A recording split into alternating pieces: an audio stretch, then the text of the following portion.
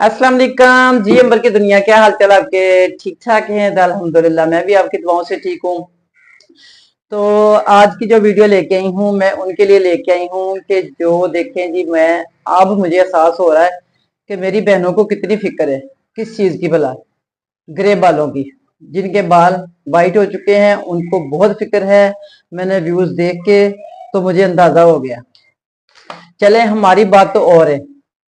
अब बात है यंग जनरेशन की। हमारे तो एज के साथ आए हैं ना।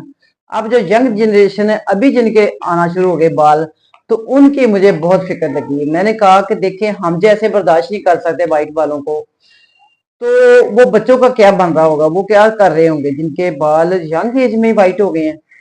तो ऐसा होना नहीं चाहिए। वालिदैन के होते हुए तो ये चीजें नहीं होनी चाहिए। देखो, वालिदैन किस लिए क्या करते हैं? बच्चों के लिए हर काम, हर कमाई, हर उनकी कोशिश अपने बच्चों ही के लिए होती है।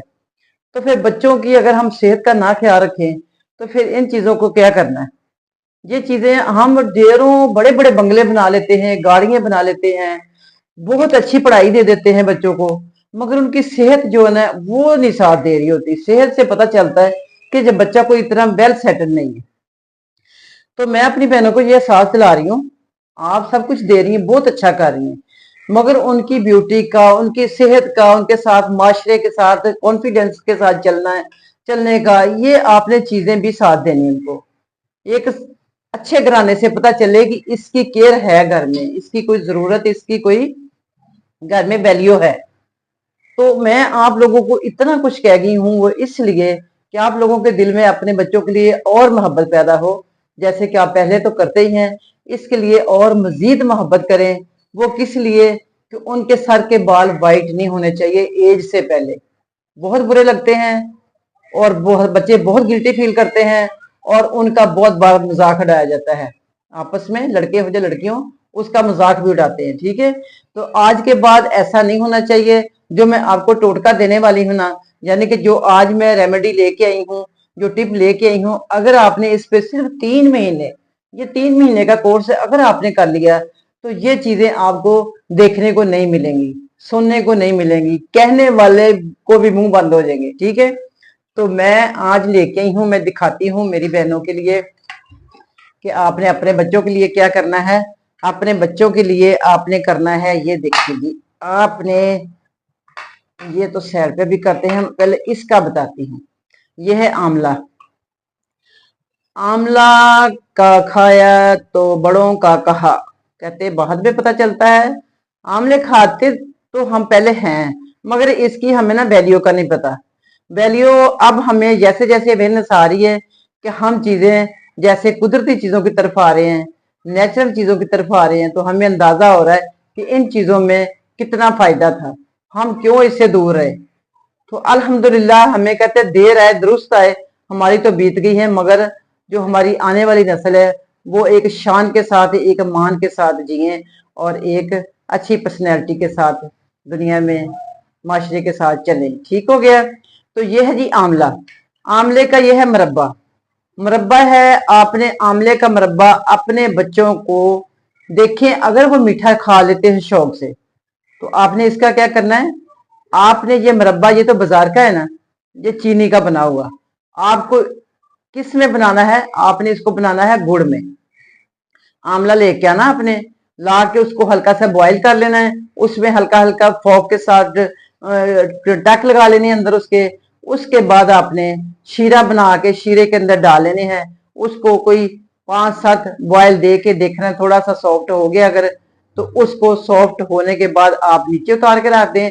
जब वो ठंडा हो जाए तो आप किसी जार में डाल के रख दें। आपने सुबह निहार मुंह बच्चे को, निहार में बच्चे को 2 दाने खिला देने हैं। अगर वो ये खाता है दाने तो ठीक है, वेल एंड गुड। अगर नहीं खाता तो आपने इसका जूस बना देना। उसको, इसको काट के ग्राइंडर में डालना है, और 1 गिलास पानी का डालना है। चीनी वगैरह कभी गलती से ना डाल देना, क्योंकि पहले बहुत मीठा होता है। आपने सादा पानी डालना है। तो इसका आपने जूस बना के अपने बच्चे को, ये मुसलसल 3 महीने आपने करना है।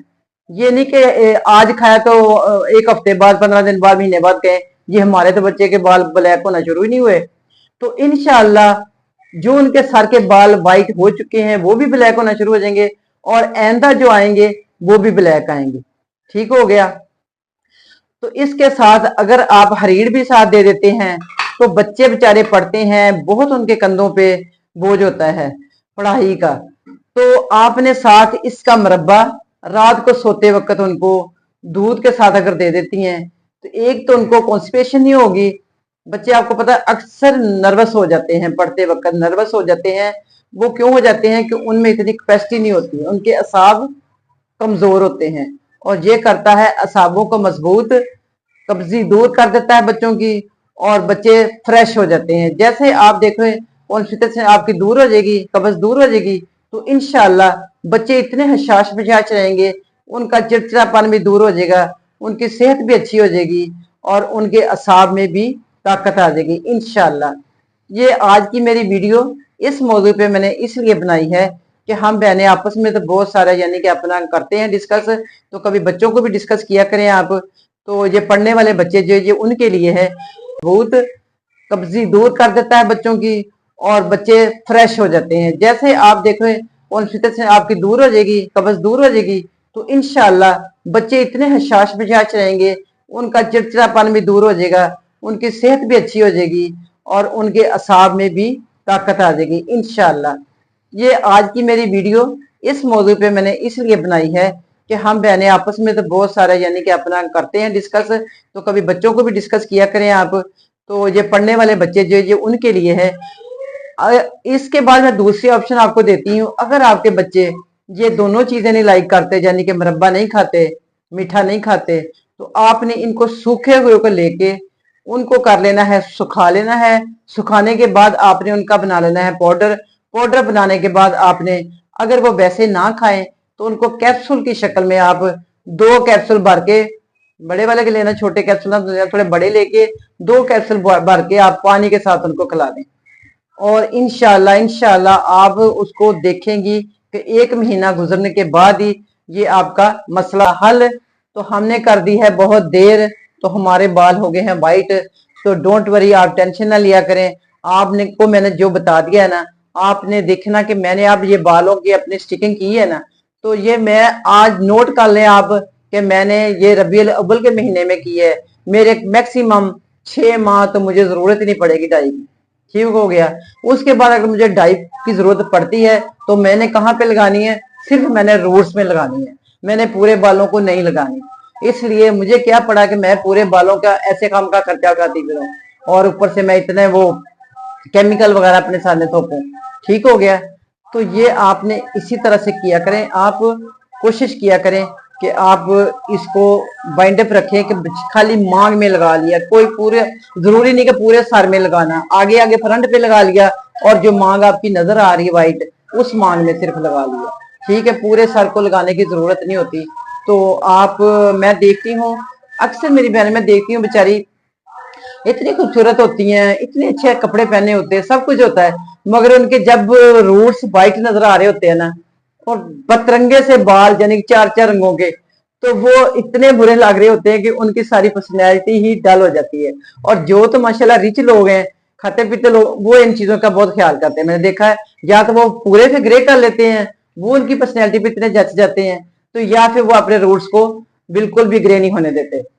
तो मैं इनको कहूंगी अपनी मिडिल क्लास बहनों को कि आप भी या तो इनको पूरा ग्रे कर लें, अगर नहीं करना तो इनके रूट्स को टच रखें आप। चाहे आपको महीने बाद करना पड़ता, हफ्ते बाद, जितने दिन आप चलते हैं ना, जैसे आपके रूट्स नजर आने ग्रे हो जाए तो आपने उस टाइम डाई लगा लेनी है। ठीक है, आपने बिल्कुल भी नहीं छोड़ना इस तरह, क्योंकि बुरा लगता है, चेहरा बुरा, पूरी पर्सनैलिटी आपके वीक हो जाती है। तो ये थी आज की वीडियो मेरी।